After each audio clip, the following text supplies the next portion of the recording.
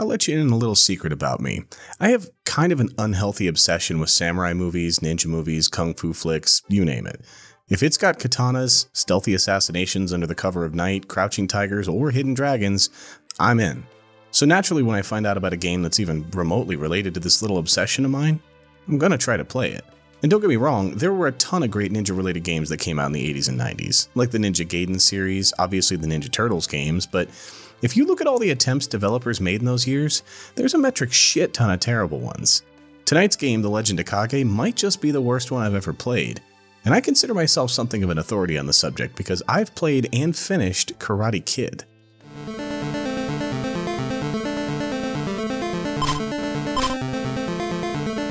But as we so often do here, we're going to take a deeper look at this thing called Legend of Kage, and we'll try to find something to like about this wet shard of a game. I mean, I think we already know there isn't going to be much there, but it's a good excuse to play some old samurai movie clips and make jokes about ninja stuff, so we're going to have fun. Nintendo video games. Marry me with my money.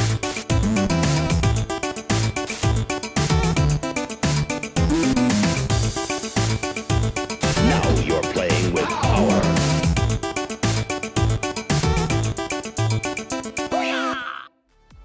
The Legend of Kage was developed and published by Taito in 1985, and had a somewhat short but pretty damn successful run as an arcade game before it came to the NES in 1986.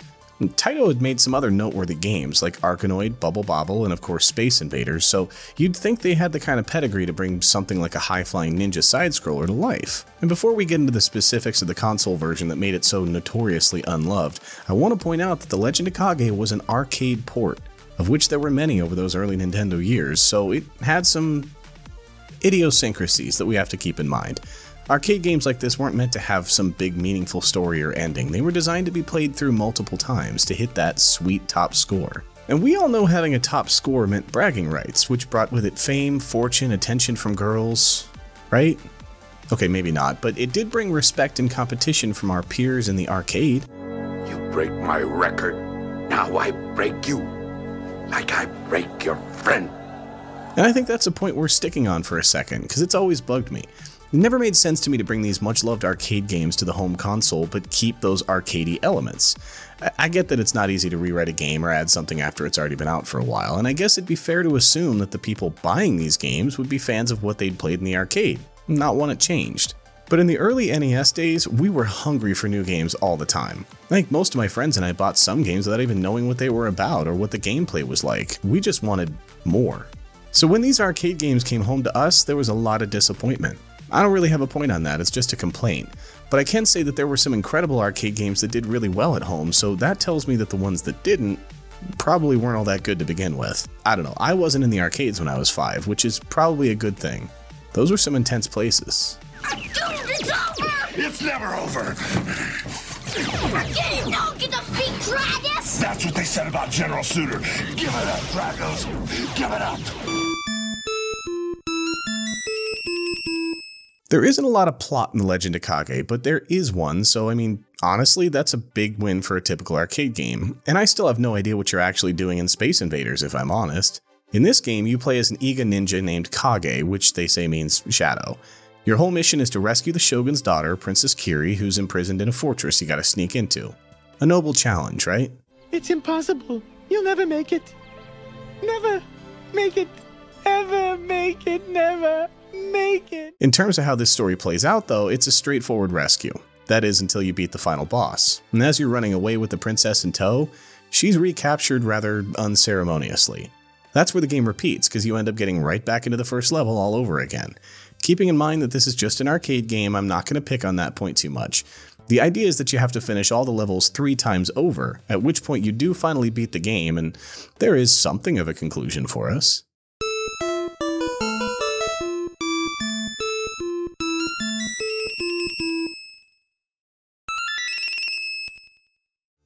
But that's pretty much it. The seasons change on each of your 3 playthroughs, which helps you see some kind of progress, but otherwise everything's exactly the same. The part of that that really lets you down, though, is the whole quest for the top score thing, because, well, when you turn your Nintendo off, the scores reset. Look, that says 1632. Is that a year or something?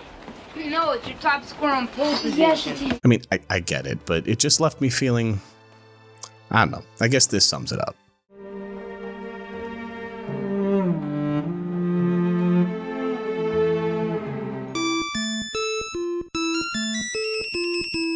Now, unlike basically all other side-scrollers at the time, of which there were many, The Legend of Kage scrolls from right to left, which throws you off for a minute. It's disorienting, sure, but I think somewhere the idea was that it should sort of reference the fact that in Japan, when text is written vertically, it's also read from right to left.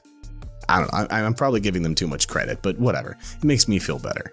And that whole vertical idea makes sense here too, because every time Kage jumps, he flies up about 1,000 feet, whether that's what you want or not. One of the main things people complain about with Legend of Kage is the game controls, which I admit are pretty frustrating.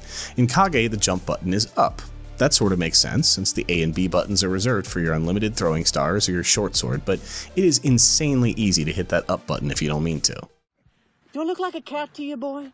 Am I jumping around all nimbly-bimly from tree to tree? I try to stay reasonable with this stuff. I mean, movies like Crouching Tiger, Hidden Dragon had all kinds of massive jumps, and it's still awesome. Hell, you could say that movie kind of started the whole wire fu style when it came out in 2000, but remember, this game came out in 1986. At this point in popular film, I can only think of one example of the whole ridiculously high-jumping martial arts film thing, which is a supremely awesome movie called Sister Street Fighter from 1974.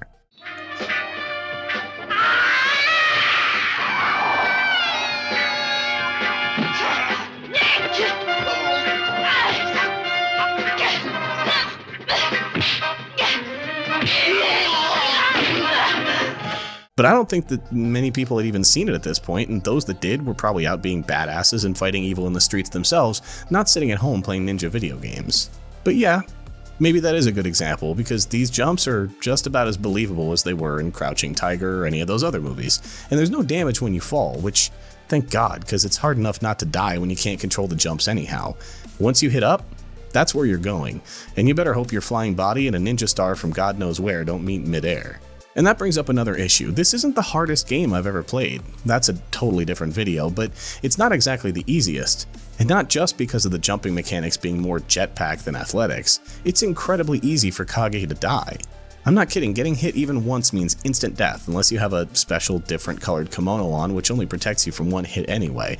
And attacks can come from anywhere. Depending on which shitty background you're leaping in front of, you won't even be able to tell where all the flying ninja stars aimed at your head are coming from.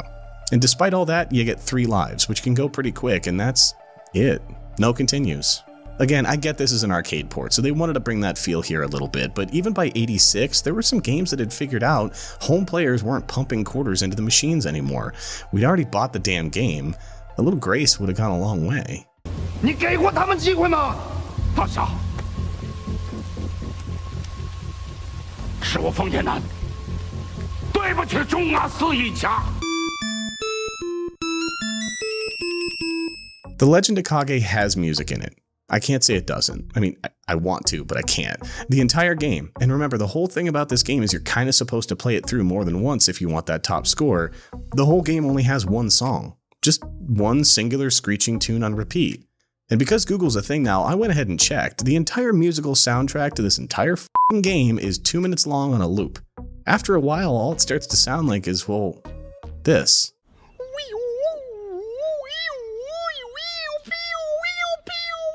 And laziness is a factor with the graphics too.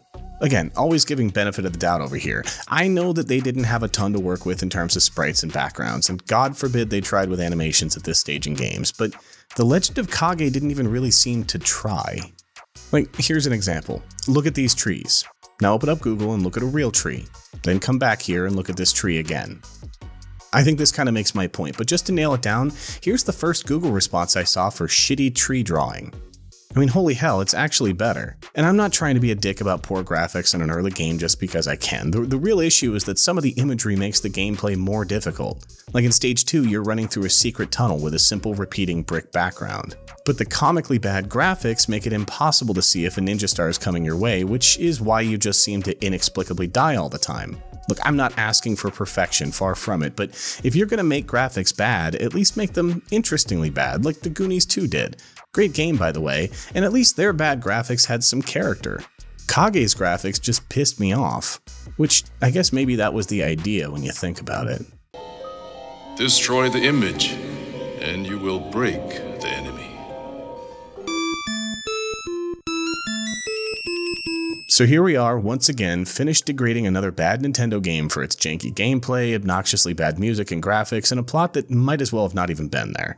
So what's there to love? Well, I'm not sure there is anything personally, but it seems that there's still a lot of cultish love out there for this game somewhere, because they made a sequel. The Legend of Kage 2 was released on the Nintendo DS in 2008, with surprisingly decent graphics in general, way more gameplay, a not that bad soundtrack, and all in all, not a terrible game. The problem with a decent sequel to a terrible first game is it leaves you wondering why they didn't just try harder with the first one. That's about where I landed here. If you're a fan of speedrunning games and touting high scores and that's really all you're into, then I'd say there's nothing wrong with Legend of Kage.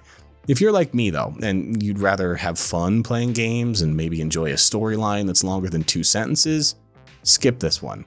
Go play something else. Aren't you a little young for full contact? Aren't you a little old for video games? Where